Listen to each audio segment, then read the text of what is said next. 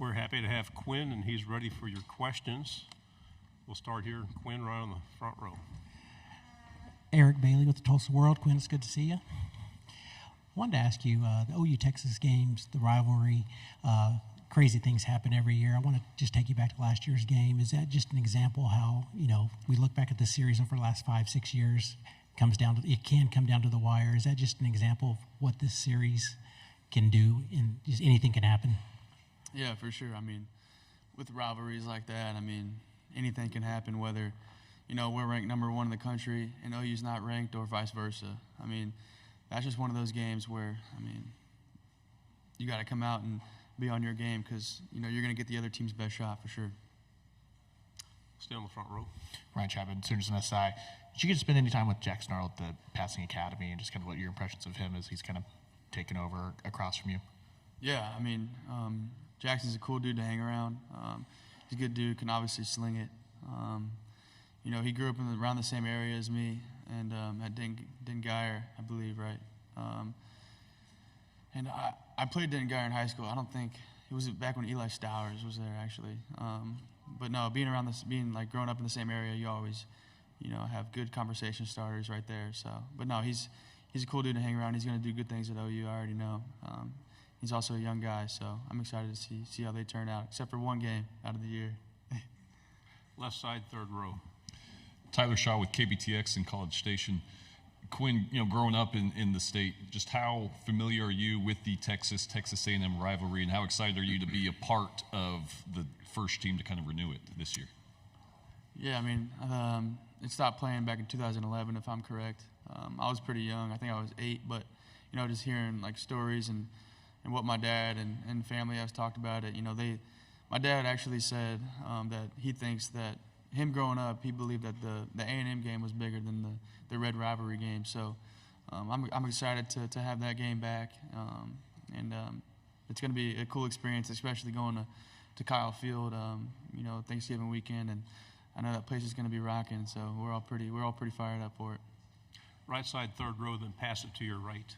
Quinn, Carter Yates with Dave Campbell's Texas Football. Graham Mertz said you and Jackson Dart played 5 hours of pool together at the Manning Passing Academy. Who won those matches? Man, I was a spectator. I was a spectator. I'm not very good at pool, but no, Jackson Dart was playing all day. So I wish I could answer that for you. I should have just said me probably, but no, I don't know. I was a spectator, unfortunately. Left side, third row on the aisle. Yeah, Joseph Duffy, TSTV Sports. I asked Jade Barron what was the most undervalued thing about their DC, Pete Kwiatkowski. What would be the most undervalued aspect for Steve Sarkisian on your career? And then also about DKR and the stadium joining in some very fierce environments in the SEC. What can people expect in the SEC about the environments, being that they're going to be more night games, and what can they expect throughout the season and what to expect? Yeah, I think, adding DKR to that, road atmosphere is going to be good for a lot of teams to experience. I think we do a great job of, making it hard on away teams to come in and play, which is great. That's how it should be, right? And I think our fans did a good job. My first year here, when Alabama came, of showing kind of what we're capable of doing, fan base wise. And then the thing that's most undervalued about Sark was the second question.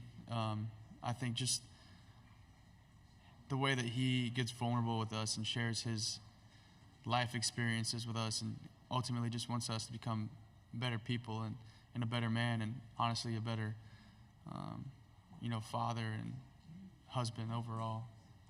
On the aisle, third row. Yeah, Quinn, Evan Camico, Pig Trail Nation. I know in 2021 you didn't play in the Texas-Arkansas game, but what does it mean to you to be able to play in this year's rendition in a rivalry that dates all the way back to 1894? Yeah, it's definitely going to be cool to rekindle that rich traditional rivalry for sure. And I'm excited to go to Arkansas and play against them. Like you said, it dates back to whatever, 1800 something. That's crazy. But no, it's going to be good for both universities to finally get back to that, because I think it was like the 50s and the 60s. They were just going back and forth. So that's going to be cool to get to play against them. We'll go on the aisle back here on the left. Hey, Quinn, Olivia Whitmire with Channel 19 in Huntsville, Alabama. When we spoke with Kirby Smart the other day, he mentioned the Alabama-Texas game from last season, saying, I think that can really prove that Texas is ready to play in the SEC. You were, of course, a huge part of that. Take me back to that game and just kind of, do you agree with Coach Smart that that was kind of proving to the SEC that y'all are ready to be here? Yeah, I think that kind of goes to show what we're capable of as a whole. And I think the biggest thing for us is, yeah, we're capable of playing games the way we played that one. But, now we just have to really do it on a much more consistent level. And because, week in and week out, we're playing tough opponents. So I definitely can agree with that. Going into Alabama and playing, one of the hardest in one of the hardest stadiums to play in, and, against, one of the greatest coaches ever. It's definitely not easy to go in there and accomplish what we accomplished. On the aisle here.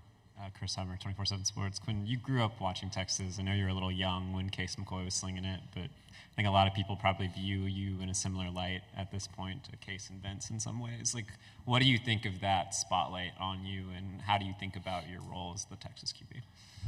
Yeah, there's definitely a lot of pressure that comes with playing quarterback at the University of Texas for sure. But I couldn't be more blessed and excited for the opportunity that I've been granted from the good Lord above and the platform that He has given me. And I'm just excited for year 3. Left side, 5th row. Trevor Denton from Way 31 over here. Yeah.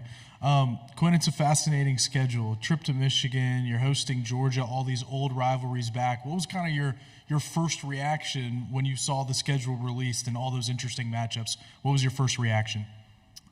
Overall, just excitement because, to be the best, you got to play the best. So, we're all fired up to go, like you said, up to Ann Arbor. It's actually my second time going up there. So I was up there when Ohio State played them back in 2021. So it's going to be cool to go up there, back up there, and, see it. And I understand, the hatred that Ohio State has for them. So I understand the rivalry. So it's going to be cool to kind of carry that. But overall, excited for the season and all the great games that we're going to have on schedule. In the back on the left. Dan Peck, ESPN 106.7 in Auburn. You were draft eligible. You chose to come back to Texas for one more season. What were the big factors in deciding that the NFL can wait and you wanted to keep playing college football?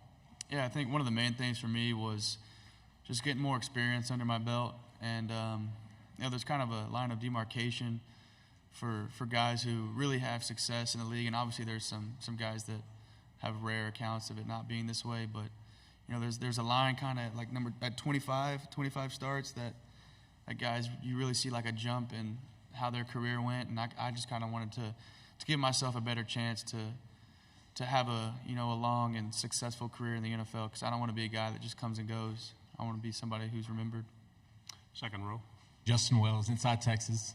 Good to see you. Yep. You're getting a lot of questions about a backup quarterback, but the real question is, tell us about Trey Owens and about Cole Lord, the real guys in that quarterback room. Yeah, they ended up winning that spring game, didn't they? I think they did. So, y'all saw how capable all those guys are in that room. That's why I'm so grateful that I'm able to play the position. And then Coach Shark trusts me with his baby, which is the offense, and gave me the keys. So, especially Cole Lord, just the way that he comes to work every day and grinds is just cool to see, and it's inspiring.